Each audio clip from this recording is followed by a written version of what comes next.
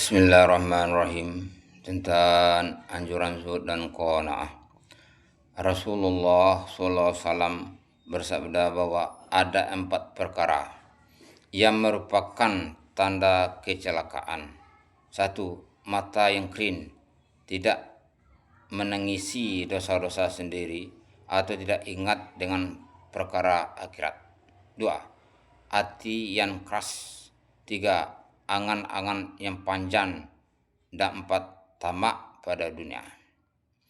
Rasulullah SAW bersabda bahwa ada 4 perkara yang merupakan tanda kecelakaan. 1. Mata yang kering, tidak menangisi dosa-dosa sendiri atau tidak ingat dengan perkara akhirat. 2. Hati yang keras. 3. Angan-angan yang panjang. 4. Tamak pada dunia. Abu Sa'id Al-Khudri berkata, Usamah berutang seorang hamba sahaya wanita dengan janji akan membayarnya kepada si penjual setelah 1 bulan. Ketika Rasulullah SAW mengetahui hal itu, maka beliau SAW bersabda, betapa mengherankan, Usamah membeli dengan janji akan membayar setelah 1 bulan. Ia mempunyai harapan yang panjang, seolah-olah ia yakin akan tetap hidup hingga bulan depan.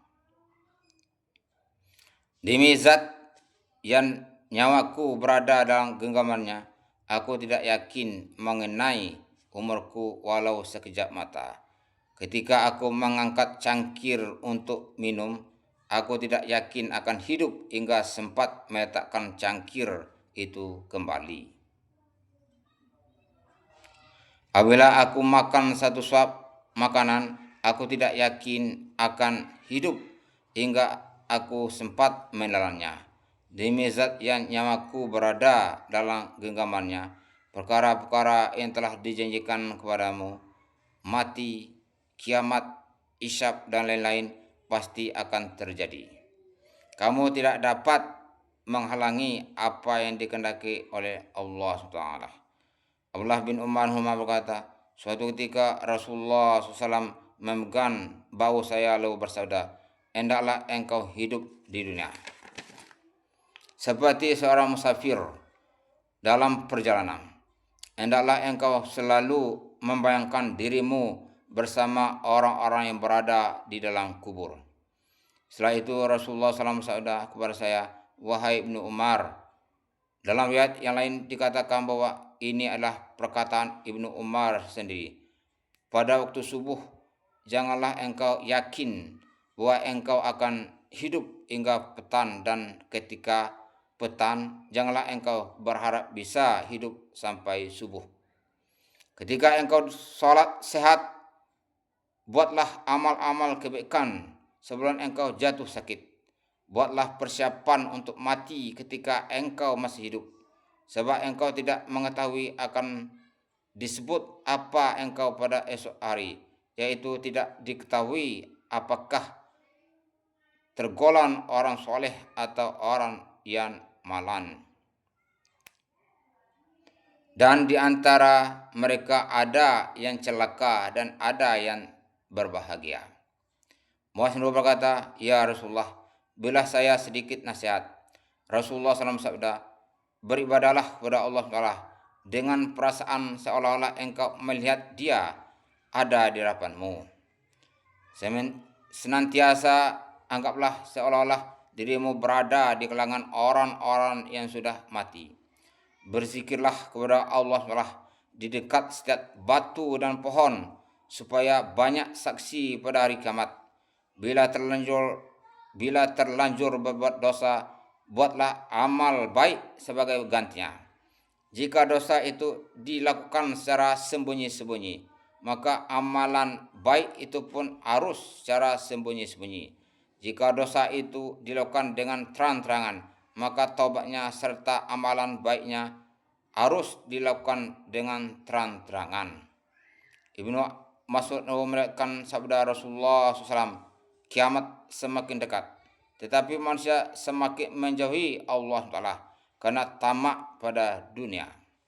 Suatu ketika Rasulullah SAW keluar dari rumah beliau lalu bersabda, adakah seseorang di antara kalian yang menginginkan agar Allah SWT mengaruniakan ilmu padanya tanpa ia pelajari dan memberi hidayah kepadanya tanpa ada yang menunjukinya?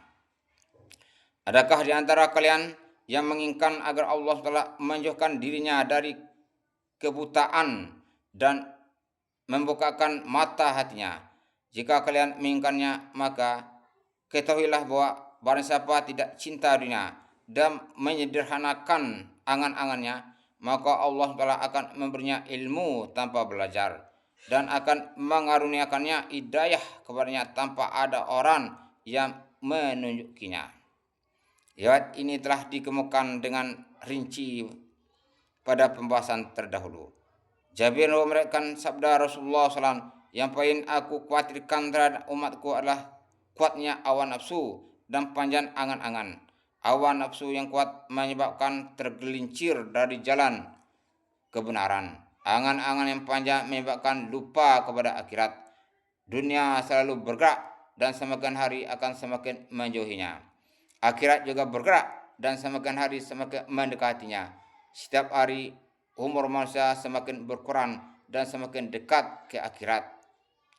Dalam sebuah syair dikatakan, wahai orang yang lalai, jika kamu mendengarkan bunyi jam dengan penuh perhatian, benar-benar ia berkata, berkurang umurmu dari waktu kehidupan. Rasulullah SAW bersabda, dunia dan akhirat masing-masing memiliki anak. Kalau dapat, janganlah menjadi anak dunia, tetapi jadilah anak akhirat. Hari ini adalah hari beramal untuk menanam benih dan tidak ada hisab hari ini. Esok kamu akan berada di kampung akhirat ketika tidak ada amal. Akhirat adalah tempat menuai hasil. Salman Al-Farisi berkata, ada 3 jenis manusia. Apabila aku ingat mereka, maka aku merasa heran sehingga aku tersenyum.